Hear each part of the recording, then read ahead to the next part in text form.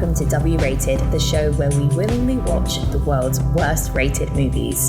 It's another year, it's another Razzies. Claire, are you as excited as I am? No.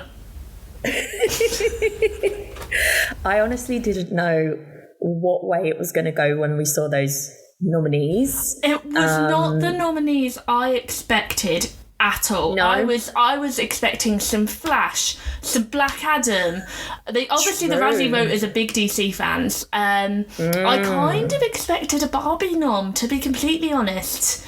You know, because the website before the nominees was very it did have a Barbie thing, didn't it? I expected some more controversial noms. I don't think these are particularly controversial this year. Maybe they've played it a bit safe this year. And then, I just felt like they really missed out on some films that I've not seen that I heard were absolutely fucking terrible. But there's plenty of absolutely fucking terrible films here. I was going to say, I think you've got plenty to deal with in the meantime. For those who haven't been on the road to Razzies with us before, this is an annual special season of the podcast. I love how I can call it annual because this is what, our third. Is it fourth? Yeah, we did 21, we did 21, 22, and then we started doing our road to Razzies officially in 23. So it's our fourth Razzies, but only our second road trip.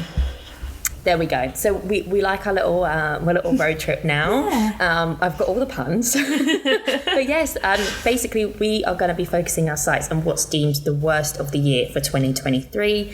For those who don't know, it's announced a day before the Oscar noms. It's called the Golden Raspberry Awards, and as sort of alluded to there, they are usually not without contention. But in the spirit of the podcast, we take each year as a special buffet of bad or not so bad to try for ourselves. So, Claire, you've spoken a little bit there about how you're not really looking forward to them this year. But are there any particular films you're dreading, or any bright spots of hope there that you might actually be looking forward to? Absolutely no bright spots, not a single one. Some of these films I'd never heard of, but any of them that I had heard of and not seen, I'd purposely avoided for good reason. I think the only benefit is probably Winnie the Pooh, Blood and Honey, because that is on our official IMDb bottom 100. So, we get to tick 2 boxes with that one. So we always like, efficiency. We do. I'm so angry about these nominations because I've prided myself throughout my life on I'm not an action girl. It's well documented. I've never sat through an Expendables film. I've never sat through an Indiana Jones film.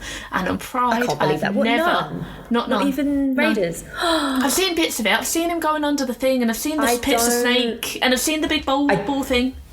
I don't like the fact that you're planning to watch the new one and none of the originals, because that's just setting yourself up for upset. There's a reason for that, because the biggest issue here, that I was just going to go to my grave so happy to have never had to fucking sit through a Fast and Furious film.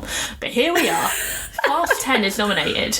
We've already watched it. We're talking about it today. The rest of you will hear it at some point on this season. The fact that this is only actually fucking nominated for one thing, and I had to sit through it. I had to sit through 2 hours 40 of absolute fucking nonsense, and it's only got one nomination, and it's ruined a lifelong dream to never have to suffer through those things.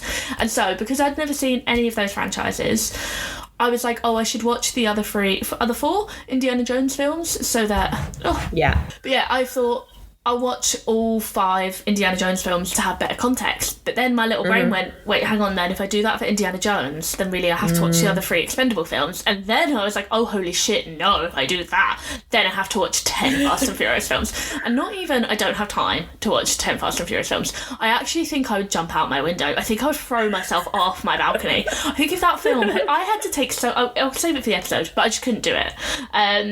So I'm not going to have seen any context for any of these films.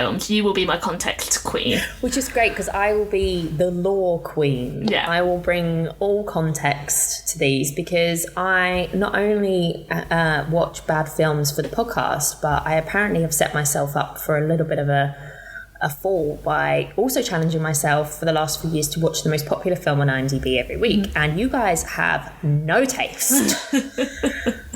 I won't go into it too much, but I actually quite enjoy the Fast and Furious because of how ridiculous they are. But some of the other slog I've had to sit through, I've already seen Yeah, you'd seen quite a lot in advance. 7 films on this list, and they were all, other than one, because of that. Oh no, other than 2, were all because of that challenge I've set myself. So Wow. the alignment of popularity to terribleness should really give people a wake-up call.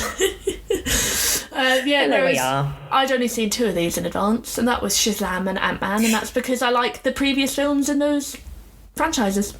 Yeah, so I've actually done myself a little bit of a favour in the long run, because I don't have to watch so many in a short space of time, but I have gone back and watched some like specific scenes with certain actors that have been nominated and things, and just to remind myself, because most of them I saw last year. So we'll be taking a pit stop at each of these Razzie nominated films for a mini episode. We're going to give it the full W-rated treatment, weighing up our opinions on the nomination and our own experiences with the films. I personally can't wait for Claire to talk about Fast X. I've got 2 pages of notes, and I sent you 50 text messages while watching it? Maybe it won't be a mini episode. No, it won't. It'll be a midi episode. Midi's in anyway, so right. It's set to be. I planned to say another potentially bumpy road, but I actually do think this is going to be a very bumpy ride. But we're so glad to have you along for it. Check back soon for our first episode as we kick off our Road to Razzies 2024.